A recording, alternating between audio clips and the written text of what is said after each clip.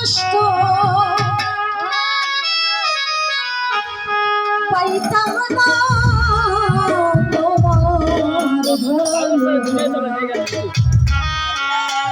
বাসা পাইলে রে নুর ইসলাম দুলা ভাই আমরা শালীরা এত নষ্ট হইতাম না।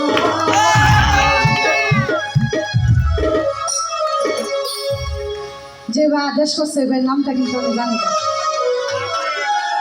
রাকি রাকি রাকি হোসেন